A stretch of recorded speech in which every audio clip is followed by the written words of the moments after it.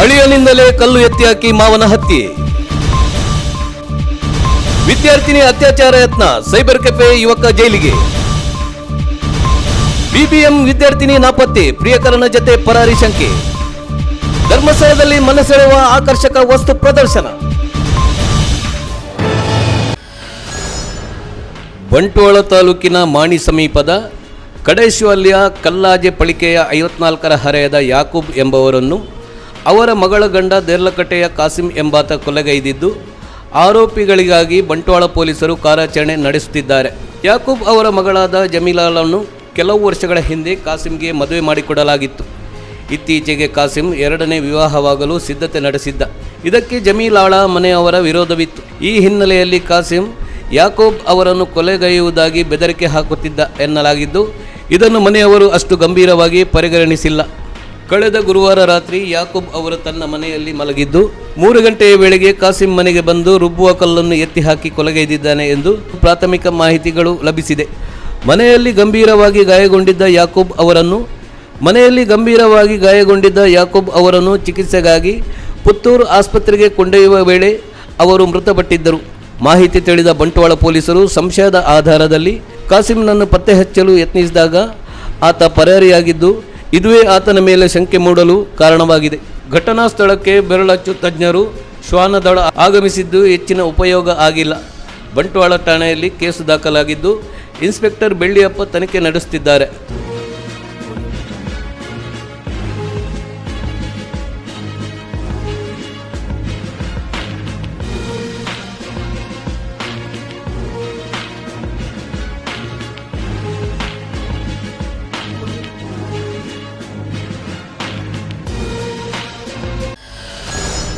ಕೇರಳ ಮೂಲದ ವಿದ್ಯಾರ್ಥಿಯೊಬ್ಬಳನ್ನು ಸೈಬರ್ ಸೆಂಟರ್ನ ಕೆಲಸದವ ಅತ್ಯಾಚಾರಕ್ಕೆ ಯತ್ನಿಸಿದ ಘಟನೆ ದೇರ್ಲಕಟ್ಟೆಯಲ್ಲಿ ಸಂಭವಿಸಿದೆ. ದೇರ್ಲಕಟ್ಟೆಯ ಪ್ರತಿಷ್ಠಿತ ವಿದ್ಯಾಸಂಸ್ಥೆಯೊಂದರ ಕೇರಳ ಮೂಲದ ಅಮೆರಿಕದಲ್ಲಿ ವಾಸ್ತವ್ಯ ಹೊಂದಿರುವ ವಿದ್ಯಾರ್ಥಿನಿಯು ದೇರ್ಲಕಟ್ಟೆಯ ಪ್ರೆಸ್ಟೇಜ್ ವ್ಯೂ ವಸತಿ ಸಮುಚ್ಚಯದಲ್ಲಿ ವಾಸವಿದ್ದು, ಅದೇ ಕಟ್ಟಡದಲ್ಲಿರುವ ಸೈಬರ್ ಸೆಂಟರ್ಗೆ ಪ್ರಾಜೆಕ್ಟ್ ವರ್ಕಿಗೆ ಸಂಬಂಧಿಸಿದಂತೆ ಹೋಗಿದ್ದಳು. ಈ ಸಂದರ್ಭದಲ್ಲಿ ಸೈಬರ್ ಸೆಂಟರ್ನ ಉಸಾಬಾರಿ ನೋಡಿಕೊಳ್ಳುತ್ತಿದ್ದ ಮದನ್ ನಗರದ ಅಬುಬಕರ್ ಸಿದ್ದಿಕ್ ಇದ್ದು, ಪರಿಸ್ಥಿತಿಯ ಲಾಭ ಪಡೆದು ಆಕೆಯ ಮೈ ಮೇಲೆ ಕೈ ಹಾಕಿ ಅತ್ಯಾಚಾರಕ್ಕೆ ಯತ್ನಿಸಿದ ಎನ್ನಲಾಗಿದೆ. ಈ ಬಗ್ಗೆ ವಿದ್ಯಾರ್ಥಿನಿಯು ಕೊಣಾಜೆ ಪೊಲೀಸರಿಗೆ ದೂರು ನೀಡಿದ್ದು, ಪೊಲೀಸರು ಕೇಸು ದಾಖಲಿಸಿಕೊಂಡು ಆರೋಪಿ ಅಬುಬಕರ್ ಸಿದ್ದಿಕ್ನನ್ನು ಬಂಧಿಸಿ ನ್ಯಾಯಾಲಯಕ್ಕೆ ಹಾಜರುಪಡಿಸಿದ್ದಾರೆ. ಆತನಿಗೆ ನ್ಯಾಯಾಂಗ ಬಂಧನ ವಿಧಿಸಲಾಗಿದೆ.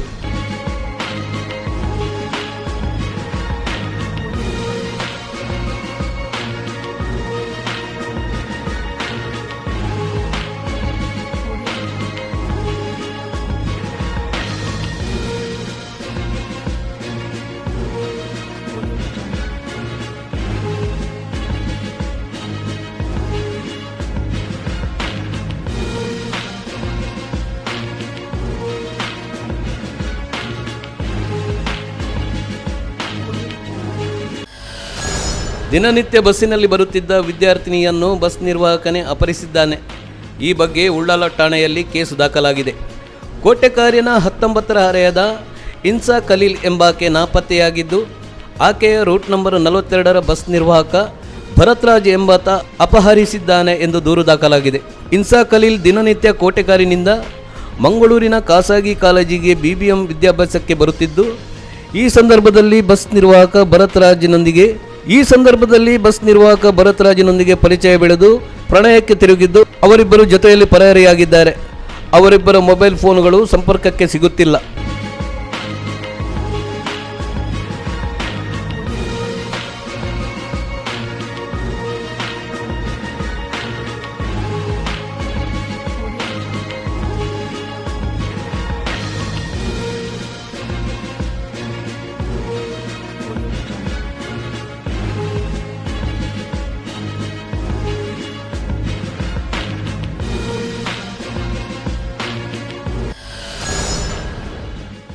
ಮಂಜೇಶ್ವರ ಸಮೀಪದ ಉಪ್ಪಳದ ಕೈಕಂಬ ಬಂಗಳ ಕ್ವಾರ್ಟರ್ಸ್ ಬಳಿ ಖಾಸಗಿ ವ್ಯಕ್ತಿಯೊಬ್ಬರ ಹಿತ್ತಲಿನಿಂದ 12 ಕಿಲೋಗ್ರಾಂ ಗಾಂಜಾವನ್ನು ಮಂಜೇಶ್ವರ ಪೊಲೀಸರು ವಶಕ್ಕೆ ತೆಗೆದುಕೊಂಡಿದ್ದಾರೆ.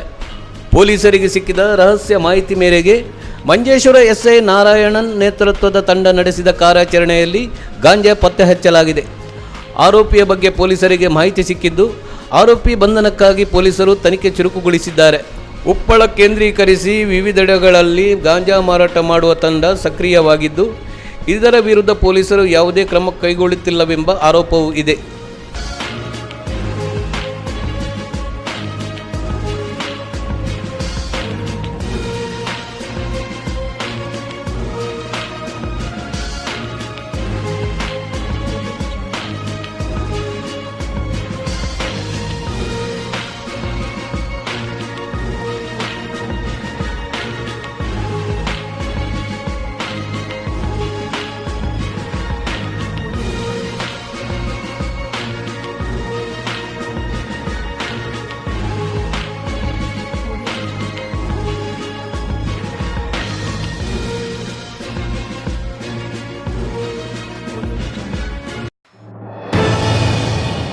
ಮೂರನೇ ಚಲನಚಿತ್ರವನ್ನು ಆ ಸೀಮಿತ ಮಾರುಕಟ್ಟೆ ಮೇಲೆ ಹೇಳಿದ್ದಾಗಲಿಲ್ಲ.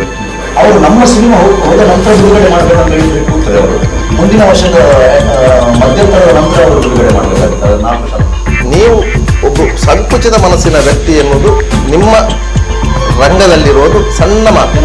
ಯಾವ ಈಗ ಒಂದು ಪ್ರಶ್ನೆ ಅದು, ಯಾವ ಸಿನಿಮಾದ ವಿಷಯ ಮಾತಾಡುವಾಗ ಒಲಿಯುವ ಕೆಲಸ ಮಾತು ಅಲ್ಲಿ ನಮೂದಿಸ್ತದೆ. ನಾನೀಗ ಕನ್ನಡ ರಕ್ಷಣಾ ವೇದಿಕೆಯವರು ಅಥವಾ ಯಾವುದಾದ್ರೂ ಒಂದು ಕನ್ನಡ ಸಂಘದವರು ಇದನ್ನು ನೋಡಿದ್ರೆ ನಮ್ಮ ನಾಟಕವನ್ನು ನಿಲ್ಲಿಸ್ತಾರೆ. ನಿಮಗೆ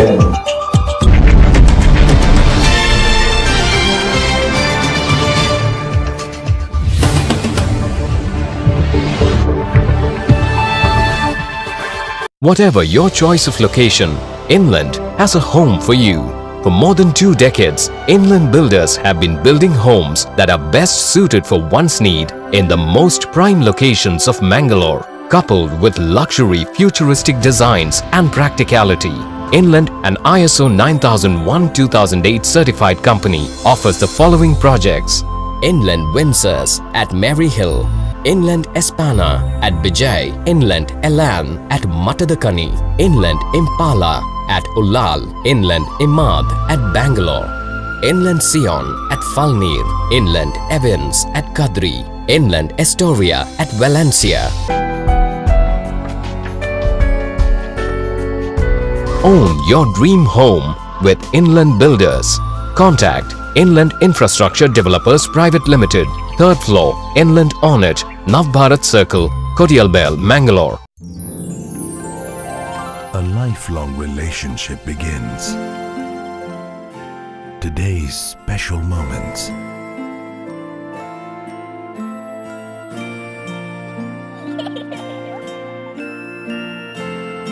Tomorrow's beautiful memories. The relationship continues of the secure, comfortable and loved. Rohan Corporation, an everlasting relationship of trust and values. ಮೂರನೇ ಚಲನಚಿತ್ರವನ್ನು ಆ ಸೀಮಿತ ಮಾರುಕಟ್ಟೆ ಮೇಲೆ ಹೇಳಿದ್ದಾಗಲಿಲ್ಲ.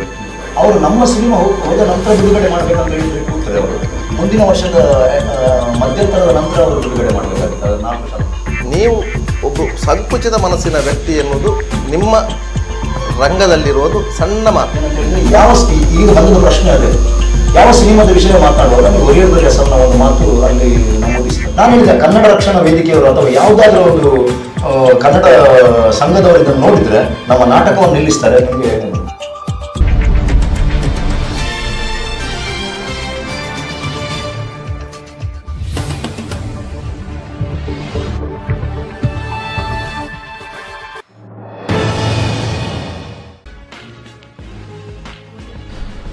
ಕಾವೂರಿನ ದಕ್ಷಿಣ ಕನ್ನಡ ಜಿಲ್ಲಾ ಪಂಚಾಯತ್ ಮಾದರಿ ಹಿರಿಯ ಪ್ರಾಥಮಿಕ ಶಾಲೆಯ ಶಿಕ್ಷಕಿ ಶಾಲಾ ಬಾಲಕನಿಗೆ ದೈಹಿಕ ಮಾನಸಿಕ ಹಿಂಸೆ ನೀಡಿದ ಆರೋಪದಲ್ಲಿ ಮಕ್ಕಳ ಹಕ್ಕುಗಳ ರಕ್ಷಣೆಗಿರುವ ಚೈಲ್ಡ್ ಲೈನ್ ನೋಟಿಸ್ ಜಾರಿ ಮಾಡಿದೆ.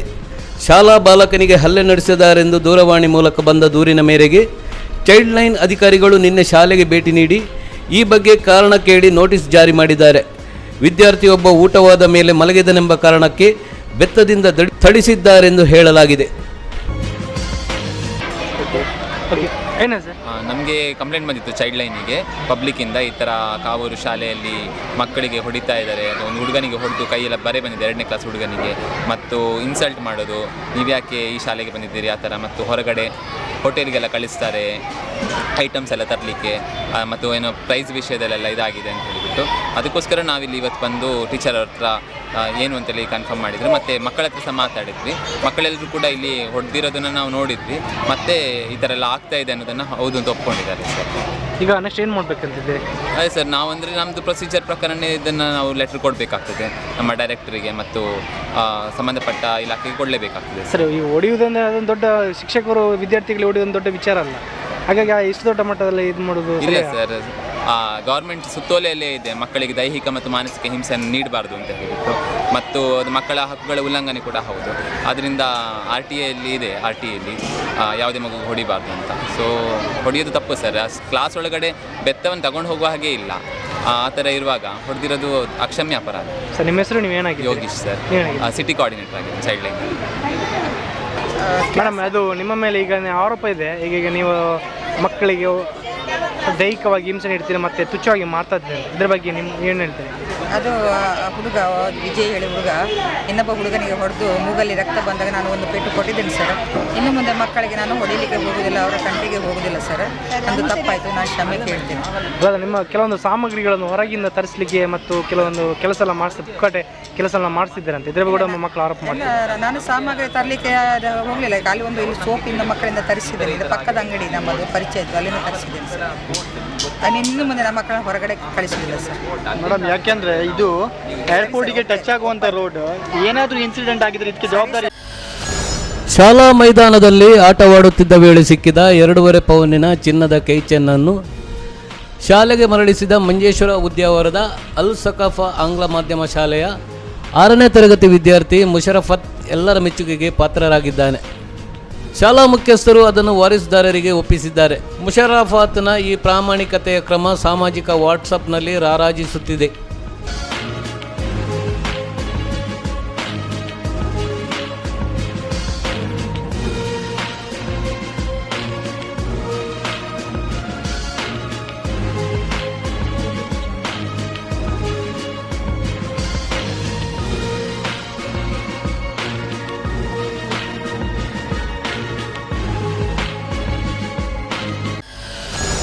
ಉಪ್ಪಿನಂಗಡಿ ಶ್ರೀ ಸಹಸ್ರಲಿಂಗೇಶ್ವರ ದೇವಸ್ಥಾನದಲ್ಲಿ ಫೆಬ್ರವರಿ 17ರಿಂದ 25ರ ತನಕ ನಡೆಯುವ ಬ್ರಹ್ಮಕಲಶೋತ್ಸವ ಹಾಗೂ ಬ್ರಹ್ಮಕಲಶದ ಪೂರ್ವಭಾವಿಯಾಗಿ ದೇವಳದಲ್ಲಿ ಬ್ರಹ್ಮಶ್ರೀ ಕೆಮ್ಮಿಂಜೆ ನಾಗೇಶ ತಂತ್ರಿಗಳ ನೇತೃತ್ವದಲ್ಲಿ ವಿವಿಧ ಧಾರ್ಮಿಕ ಕಾರ್ಯಕ್ರಮಗಳು ನಡೆಯಿತು.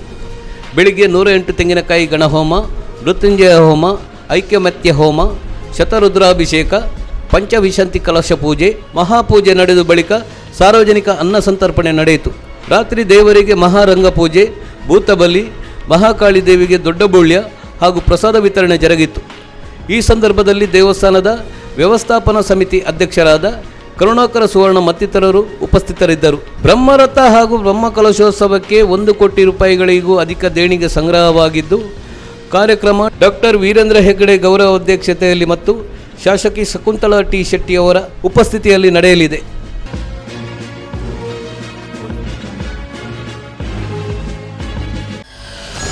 ಅಪರಾಧಿ ಆಧುನಿಕ ತಂತ್ರಜ್ಞಾನ ಬಳಸಿ ಅಪರಾಧಗಳನ್ನು ಮಾಡುತ್ತಿದ್ದು, ವಕೀಲರುಗಳು ಪೊಲೀಸರಂತೆಯೇ ಆಧುನಿಕ ತಂತ್ರಜ್ಞಾನಗಳನ್ನು ತಿಳಿದುಕೊಳ್ಳಬೇಕಾಗಿದೆ ಎಂದು ಲೋಕಾಯುಕ್ತ ನ್ಯಾಯಮೂರ್ತಿ ವೈ ಭಾಸ್ಕರ್ ರಾವ್ ಹೇಳಿದರು. ಮಂಗಳೂರು ಬಾರ್ ಅಸೋಸಿಯೇಷನ್ನಲ್ಲಿ ಏರ್ಪಡಿಸಲಾಗಿದ್ದ ವಿಚಾರಗೋಷ್ಠಿಯಲ್ಲಿ ಅವರು ಮಾತನಾಡಿ ವಕೀಲರುಗಳಿಗೆ ಅನೇಕ ಸಲಹೆಗಳನ್ನು ನೀಡಿದರು.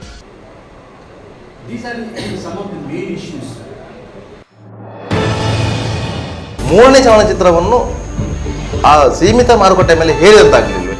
ಅವರು ನಮ್ಮ ಸಿನಿಮಾ ಹೋದ ನಂತರ ಬಿಡುಗಡೆ ಮಾಡಬೇಕಂತ ಹೇಳಿದ್ರೆ ಕೂಗ್ತದೆ. ಅವರು ಮುಂದಿನ ವರ್ಷದ ಮಧ್ಯಂತರದ ನಂತರ ಅವರು ಬಿಡುಗಡೆ ಮಾಡಬೇಕಾಗ್ತದೆ. 4 ನೀವು ಒಬ್ಬ ಸಂಕುಚಿತ ಮನಸ್ಸಿನ ವ್ಯಕ್ತಿ ಎನ್ನುವುದು ನಿಮ್ಮ ರಂಗದಲ್ಲಿರುವುದು ಸಣ್ಣ ಮಾತು. ಯಾವ ಈಗ ಬಂದ ಪ್ರಶ್ನೆ ಅದೇ, ಯಾವ ಸಿನಿಮಾದ ವಿಷಯ ಮಾತಾಡುವಾಗ ನೀವು ಒರಿಯರ್ ಹೆಸರನ್ನ ಒಂದು ಮಾತು ಅಲ್ಲಿ ನಮೂದಿಸ್ತಾರೆ. ನಾನು ಹೇಳಿದೆ ಕನ್ನಡ ರಕ್ಷಣಾ ವೇದಿಕೆಯವರು ಅಥವಾ ಯಾವುದಾದ್ರೂ ಒಂದು ಕನ್ನಡ ಸಂಘದವರು ಇದನ್ನು ನೋಡಿದ್ರೆ ನಮ್ಮ ನಾಟಕವನ್ನು ನಿಲ್ಲಿಸ್ತಾರೆ. ನಿಮಗೆ